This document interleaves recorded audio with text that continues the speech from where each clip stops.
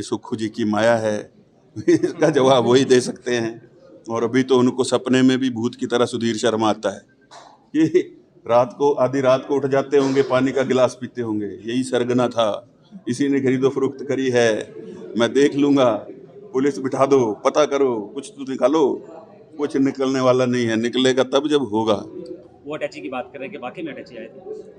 वो तो कह रहे हैं मैंने वो दुकान ढूंढ ली जहाँ अटैची मिलते हैं। भाई अटैची है तो दुकान तो होगी, सारी दुनिया खरीदती है। और कौन मूर्ख होता है व्यक्ति। आज के ज़माने में मोदी जी ने क्या शुरू किया, डिजिटल इंडिया का जब नारा चला है, कैशलेस सिस्टम हो गया है, पैसे लेकर के कौन आदमी घूमता रहेगा, बेवकूफ, ऐसा मूर्ख कोई नहीं होगा। भारतीय जनता युवा मोर्चा ने धर्मशाला के डिपो बाजार में युवाओं को चुनावों में हिस्सा लेने के प्रति संबोधित करते हुए एक सभा का आयोजन किया, जिसमें बीजेपी के धर्मशाला विधानसभा से प्रत्याशी सुधीर शर्मा भी मौजूद रहे।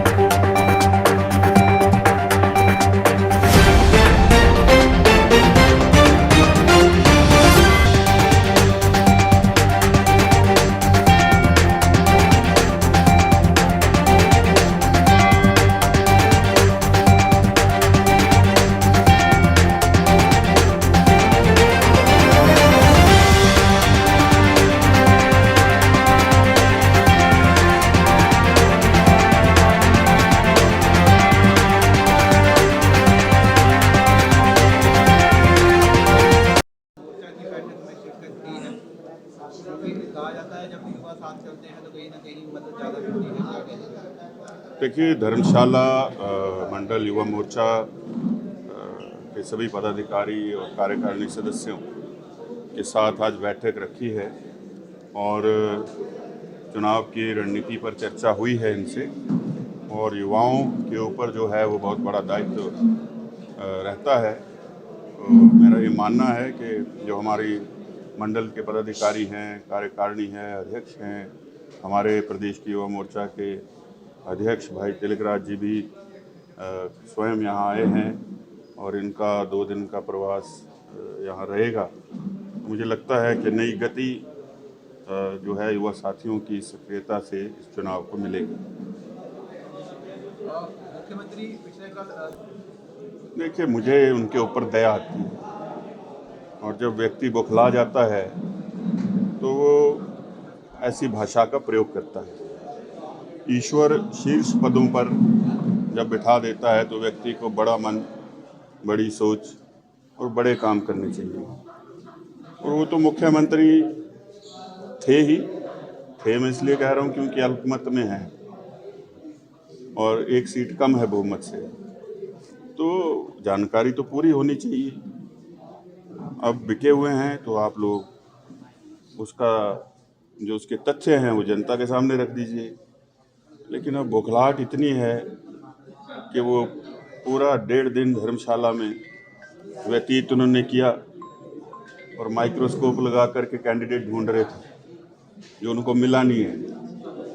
उनको अपनी बात रखनी चाहिए थी, लेकिन बात मेरी ही कर रहे हैं। तो मेरा सबसे बड़े जो प्रचारक हैं इस चुनाव में वो सुखविंदर सिंह सुक्खू हैं। जैसे राष्ट्रीय स्तर पर राहुल गांधी भारतीय जनता पार्टी के सबसे बड़े प्रचारक हैं, वैसे ही वो हैं।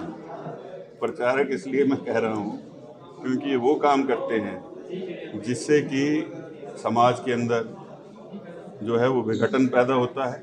सोच इनकी राष्ट्र हित प्रदेश हित की नहीं है, और उसी वजह से जो है वो आज कांग्रेस पार्टी का पतन पूरे देश के अंदर हो गया, प्रदेश के अंदर हो गया।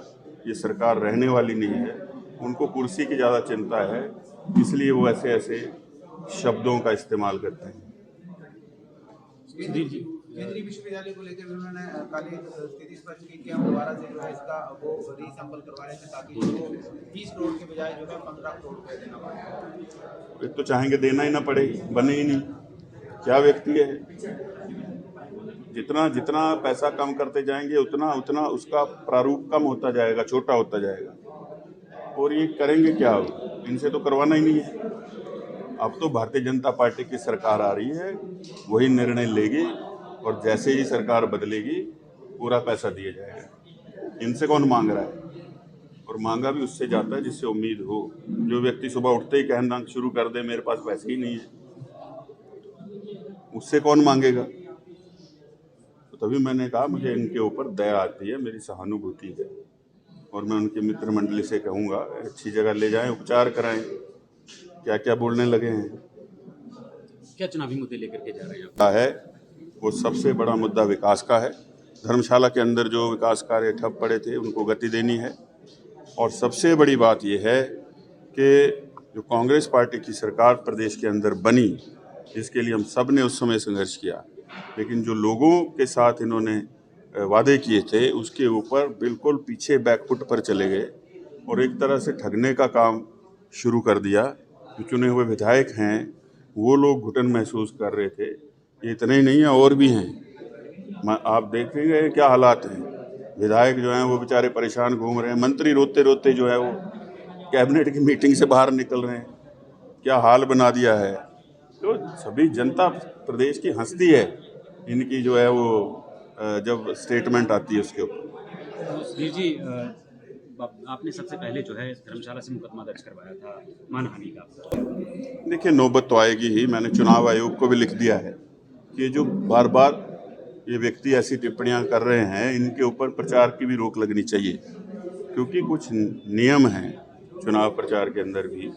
आप बिना तथ्यों के कुछ नहीं कह सकते, और उसके लिए चुनाव आयोग को भी लिखा है। इनके ऊपर मानहानि का जो है वो मुकदमा, एक क्रिमिनल डेफेमेशन धर्मशाला में, और एक जो है शिमला में, और एक जो है वो मैंने चंडीगढ़ में भी कर रखी है। उसके इनको नोटिस गए हैं, अभी तक इनका जवाब नहीं आया है। अब मुकदमे दायर हो जाएंगे आजकल में, तो उसके बाद जब पेशी पे आएंगे तो न्यायालय में ही जवाब दे दें कि क्या है और क्या नहीं है, अभी पता चलेगा।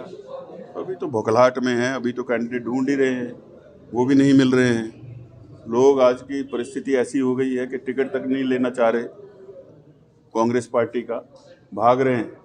आपके घर के बाहर जो पहरा लगाया हटाया या अभी वैसे? तो इन्होंने लगा के रखा है, और आते जाते पूरा गाड़ियों के नंबर लिख रहे हैं, उनको रोक के नाम पूछ रहे हैं, पता पूछ रहे हैं, कहाँ जा रहे हो, क्यों जा रहे हो, कौन आता है, कौन जाता है, सारी जानकारी सुक्खू जी को चाहिए।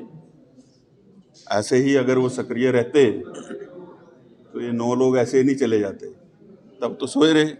जिस मुख्यमंत्री को यही पता नहीं चले कि उसके विधायक क्या कर रहे हैं, क्या कर गए, कहाँ चले गए, कैसा मुख्यमंत्री होगा। सबसे कमजोर नेतृत्व जो प्रदेश को मिला है वो सुखविंदर सिंह सुक्खू के रूप में मिला है।